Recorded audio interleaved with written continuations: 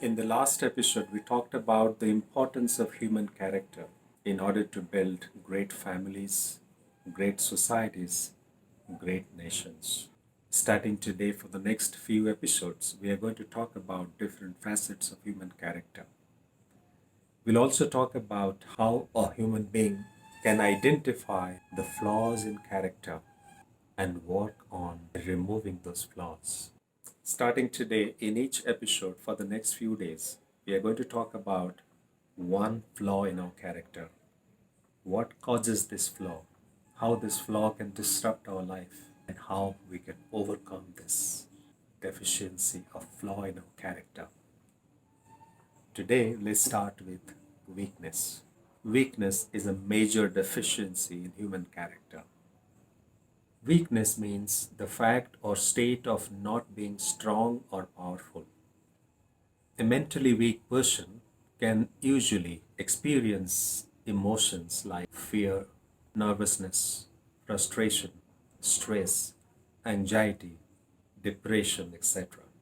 Such a person may harbor thoughts like, I'm no good, I can't do this, I am hopeless, I am helpless, I cannot succeed, what would happen to me? A mentally weak person usually overthinks. He generally thinks about the adverse situation that he is in and the consequences of that situation. There is a pattern observed in the behaviors of weak people. They tend to avoid challenging or difficult tasks. While pursuing a goal, they generally give up and sometimes even before trying. In the face of adversities, in a fight or flight situation, they generally choose flight as the option. They cannot stand up to their beliefs, values, principles. They cannot speak up against injustice. Neither can they confront it. They feel intimidated by influential people, by the powers that be. They lack faith in their ability and in that of others too. They can neither trust themselves nor do they trust others. They are generally dependent on others, but still they don't trust others.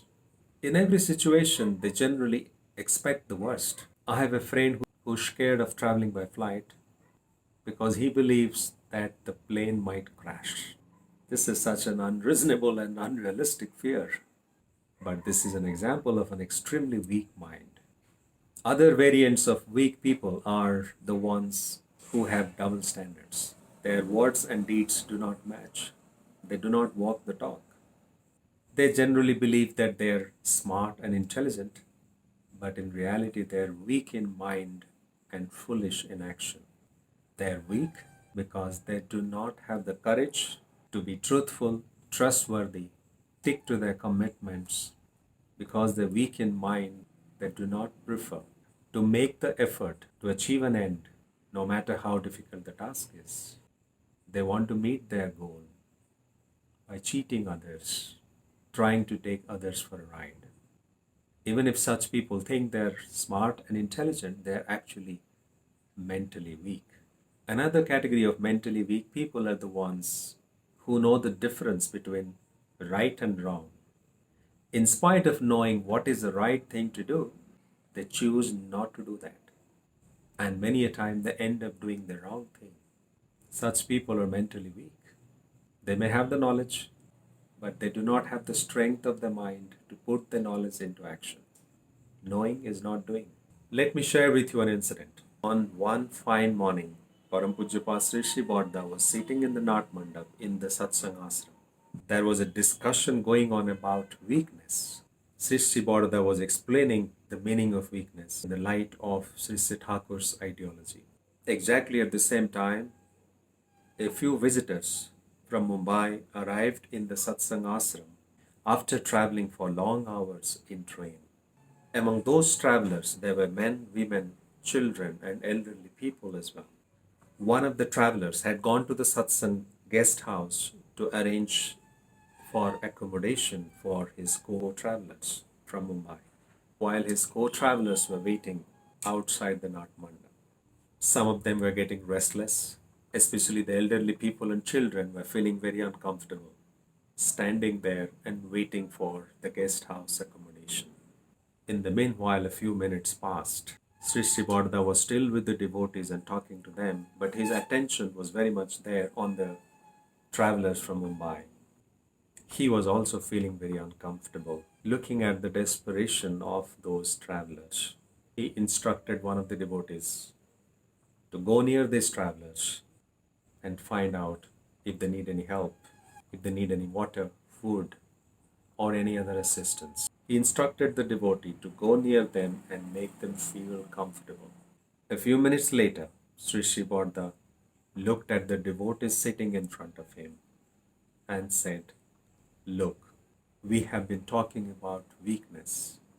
Just now, a number of people came from Mumbai to the satsang ashram after traveling for long hours. They have been feeling restless, uncomfortable, and most of you are sitting here in front of me. I'm sure you are also feeling uncomfortable looking at their plight, but none of you stood up, ran towards them, tried to find out how you can help them, how you can make them feel comfortable. You knew that you need to do something. You knew that they need help. You knew that something must be done for them immediately. But what's the value of that knowing if you cannot act? This is also an example of weakness. Knowing what is right, if you don't do that, that is a sign of weakness. So, friends, we have tried to dive deep into this subject called weakness. We have tried to understand different facets of weakness, a few examples of weakness. Now, let's understand what causes weakness. Weakness is nothing but a combination of a number of thoughts, emotions, and feelings: helplessness, hopelessness, frustration, irritation, loss of faith or confidence, etc. How do these thoughts get formed in our mind? These thoughts get formed in our mind through life experiences. Life always gives us impulses, and we respond to those impulses. The series of impulse and response form thoughts and feelings and emotions in our brain. That's why environment plays a very important role in determining whether we are strong or weak in our mind. It's primarily the impulses from the environment that decide who we become. So the first set of impulses come from our parents. They are part of the immediate environment when a child is born. So from their actions, behaviors, dealings, children pick up the nuances of impulse and how to respond. Children in broken marriages generally grow up to become mentally weak. Children who have always been scolded and rebuked by the parents and elders in the family grow up to become mentally weak and low on confidence. And not only at home or school, as the child keeps growing, he or she keeps receiving more and more and more impulses from the environment, and he learns how to respond to them. Series of life experiences form thoughts and emotions and feelings in our mind. They determine whether we become mentally strong, resolute, determined, or we become mentally weak. How can weakness be harmful? Well, Sri Sri Thakur Anukul Chandra describes weakness as a depressing, blood-sucking vampire. Vampire is a bat which sucks blood from animals and human beings.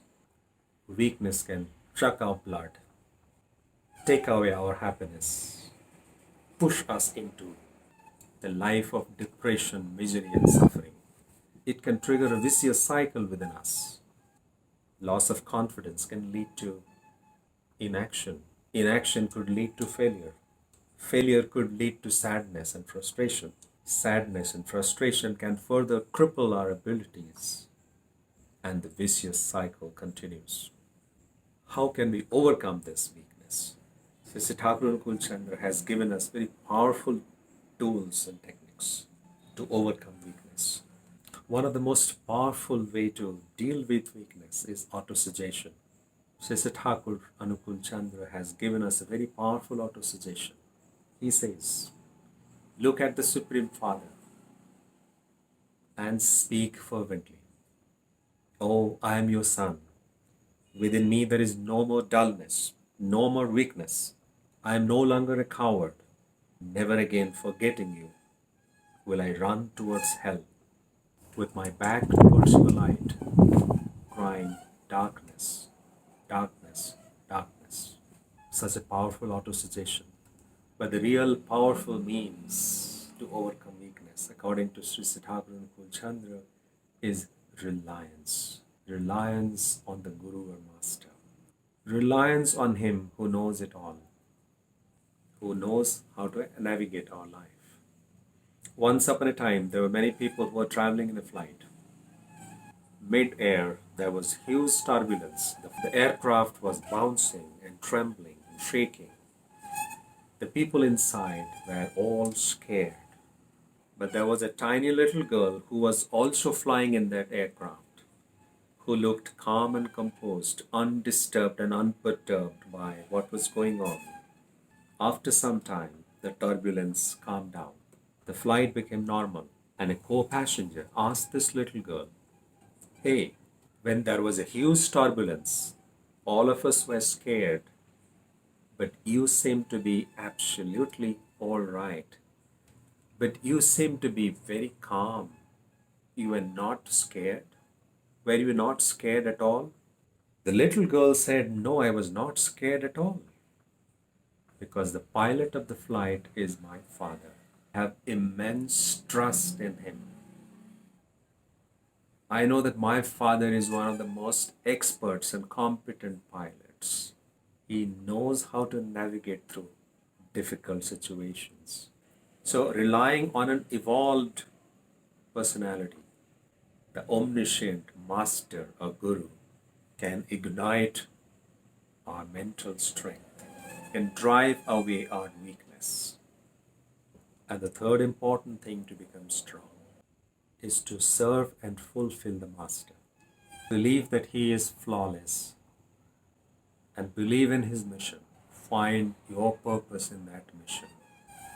In a man with a purpose, there is no room for weakness because his mind is ever immersed in enlivening thoughts. His mind is immersed in a mission which is larger than life. Weakness has no place in such a man. Today we talked about weakness. In the next episode, we'll pick up one more law and talk about how to deal with it. Thank you very much.